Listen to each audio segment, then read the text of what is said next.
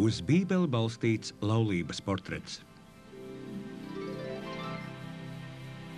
Otrā nodarbība – satuvināšanās. Laulātā pāra pienākums.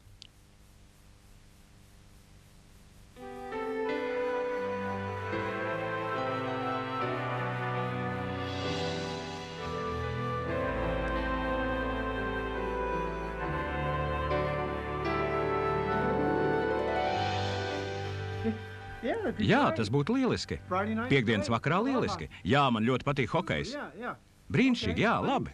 Paldies. Nu tad līdz piektdienai. Sveiki. Zini ko? Priekšnieks uzaicināja mūs uz hokeja spēli piektdien vakarā. Piektdienas vakarā? Mēs vienojāmies kaut kur aiziet divatā. Nu un kas par to? Kādēļ mēs nevaram aiziet kādu citu vakaru? Jo priekšnieks uzaicināja mūs piektdienas vakarā. Es gribēju būt tikai ar tevi vien, Bob. Bet mēs tā kā tā pavadīsim šo laiku kopā. Kāda starpība? Kā vēlies, ja gribi iet, tad ej. Arī tev jānāk. Viņš ņems līdzi savu sievu. Bob, mēs neesam bijuši divi vien jau mēnešiem ilgi. Es tev to kompensēšu. Kas ar tevi notiek? Nekas. Izskatās tā, it kā tu vispār negribētu ar mani kopā pavadīt laiku. Debora neizdomā. Tā ir taisnība. Mēs neesam vairs to, ka tu nenostādi mūsu attiecības pirmajā vietā. Tā ir taisnība, Bob. Čau! Sveiks, Dvēn, ko tu te dari? Durvis bija vaļā, es ienācu iekšā. Kādēļ tu neesi lekcijās? Es nolēmu neiet uz lekciju. Tas neizklausās pēc tevis, Dvēn. Ceru, ka tev nekas slikts nav atgadījies. Jā, es gribēju teikt, nē. Es tikai... Nu labi, es nezināju, ar ko es varētu par to aprunāties. Izklausās nopietni. Tas nav nekas nopietns. Nē. Tas ir tikai svarīgi. Jūs taču zināt, ka pēc dažiem mēnešiem es apprecēšos, vai ne? Es tikai nezinu, kā cilvēki to spēj. Ko spēj? Palikt kopā kā laulāts pāris. Es gribēju teikt, ka dzīve ir tik traka mūsdienās. Kā cilvēki saglabā tuvību? Man ir 2 draugi. Viņi ir precējušies jau gadu. Viņš mācās maģistratūrā. Viņa strādā 2 darbvietās. Kā viņi to spēj? Kā spēj būt kopā? Kā viņi saglabā tuvību, kad liekas, ka viņi iet pretējos virzienos? Tieši tā, es skatos uz jums abiem. Kā jūs spējat pēc 19 gadiem? Tas ir apbrīnojami. Kā mēs to darām, Bob? Vai tu negribētu pastāstīt Dvēnam, kā mēs to darām?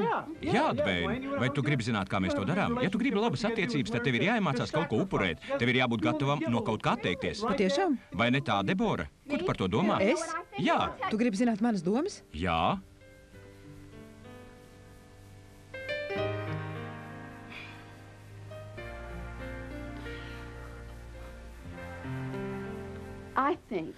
Es tev pateikšu. Es domāju, ka jums ir jānolēmj neļaut nekam būt svarīgākam par laiku, ko pavadāt kopā, pat tad, ja tas izjauc kaut ko iepriekš ieplānotu.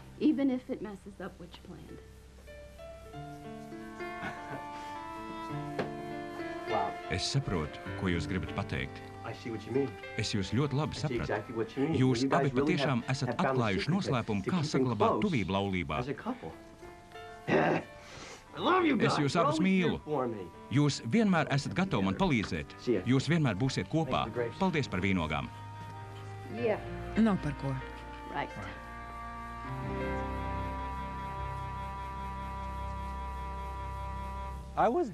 Es biju neprātīgi iemīlējies. Es biju līdz ausīm iemīlējies Darlīnā. Es mācījos koledžā, un man nemaz nebija naudas, nebija mašīnas. Es paliku koledžā Ziemassvētku brīvdienu laikā, jo nevarēju atļauties cauri visai Amerikai aizbraukt uz mājām. Es burtiski degu aiz mīlestības, jo man bija jābūt kopā ar Darlīnu. Bet problēma bija tā, ka viņi dzīvoja diezgan tālu. Ārā bija sniega vētra, un man nebija naudas. Tajā rītā es pamodos un staigāju šurpu turpu. Es viņai piezvanīju. Es nevarēju pārdzīvot to, ka nebiju ar viņu kopā. Un tā es uzvilku mugurā visas drēbes, kādas man tik bija, vienu otrai virsū. Es saliku drēbēs ēdienu un izgāju ārā sniegputenī. Es sāku iet viņas mājas virzienā. Viņa dzīvoja aptuveni 100 jūdžu attālumā. Es biju iemīlējies. Mani neuztrauca sniega vētra. Es pat neredzēju sniegu. Es tikai redzēju sievieti, kurā esmu iemīlējies. Ar dažām mašīnām man izdevās pabraukt kādu gabaliņu cauri Montklērai, cauri Veronai un tālāk lejā uz citām tā štata daļām, kurā es tajā laikā dzīvoju. Sniegputenis turpinājās, un uz ceļa varēja redzēt arvien mazāk mašīnu. Es tiku līdz autostrādei, un tur bija lielas, smagās mašīnas, pie kurām bija piestiprināts ierīces sniega tīrīšanai. Ceļš bija slēgts. Es apmaldījos, taču es biju iemīlējies, un tādēļ tas mani neuztrauca. Mans jaunākais brālis bija man uz Ziemassvētkiem atsūtījis garu pepperoni desas gabalu. Tā bija asa pepperoni desa. Katru reizi, kad jūtos nosalis, es nokotu gabaliņu no pepperoni desas un man kļuva siltāk. Es iztēlojos Darlīnu. Viena no tām smagajām mašīnām man kādu gabaliņu aizveda. Šoferis teica: visu ceļu slēdz, mūs sauc atpakaļ. Ko tu darīsi? Es teicu: es tur nokļūšu. Viņš teica: tu atrodies tālu no turienes. Es teicu: es zinu, es tur nokļūšu. Viņš teica: visa šī ceļa daļa ir slēgta. Tu vari ietaupīt daudz laika, jo tev tā kā tā ir jāiet ar kājām, ja tu iesi pāri kalnam. Tas patiešām bija liels kalns. Viņš teica: tu nokļūsi līdz citam ceļam un ietaupīs daudz laika. Tev ir jāiet pāri kalna virsotnē. Ārā tikko varēja redzēt, bija tumšs. Ārā bija liels sniegputenis. Es jautāju: vai man ir jāiet šajā virzienā? Viņš teica: jā.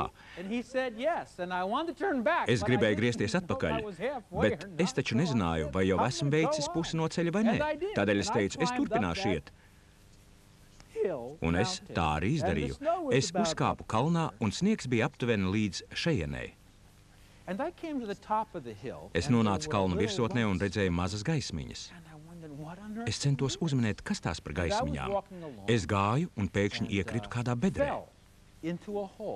Biju aptuveni līdz šai vietai sniegā. Es paskatījos uz augšu un ieraudzīju gaismu. Es atrados kapos. Es iekritu tukšā kapam izraktā bedrē. Es domāju, ka nomiršu. Es nebiju precējies. Šī doma vien mani uztrauca. Es noņēmu cimdu un noskrāpēju nost veselus ledus gabalus. Es lūdzu: Dievs, izglāb mani. Es nomiršu. Es domāju, ka nomiršu. Es izrāpos laukā. Es nezināju, kur atrodos. Sniega dēļ es tikko varēju kaut ko saredzēt 10 vai 20 pēdu attālumā no sevis. Es turpināju iet. Es tiku lejā no kalna, atradu citu ceļu un ap to laiku jau gāju pa Pensilvānijas štatu. Es izdzirdēju skaļu troksni sev aiz muguras un es pagriezos. Pa ceļu līkumodama brauca kāda mašīna. Neviena cita tur nebija. Pat ne sniega tīrāmās mašīnas.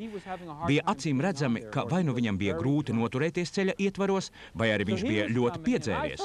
Viņš tuvojās, un es sāku viņam māt ar roku. Tajā brīdī mani pilnīgi neuztrauca, kas viņš tāds ir.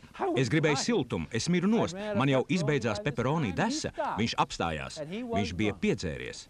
Viņš pajautāja: uz kurien tu, puisis, dodies? Es atbildēju: pie savas meitenes. Es pajautāju: vai nevaru kādu gabaliņu braukt jums līdzi? Viņš atbildēja: ja iekāpsi šajā mašīnā, tad iesaku kārtīgi turēties. Es teicu: jā, es turēšos. Ja es iekāpšu, varbūt es pat lūkšu Dievu. Un mēs tā arī izdarījām. Es lūdzu Dievu, viņš nelūdza. Mēs šādi devāmies tālāk pa ceļu. Mēs nobraucām lielu gabalu pa Pensilvānijas štatu līdz pat Filadelfijas apkārtnē, kur dzīvoja mana draudzene. Mēs nejauši nobraucām no ceļa, taču nesamazinājām ātrumu. Es viņam teicu: man liekas, ka mums vajadzētu braukt lēnāk. Viņš teica: nē, mēs brauksim starp joslām pa pašu vidu un viss būs kārtībā. Es teicu: nebūs viss kārtībā, mēs iesim bojā. Viņš teica: nē, būs lieliski.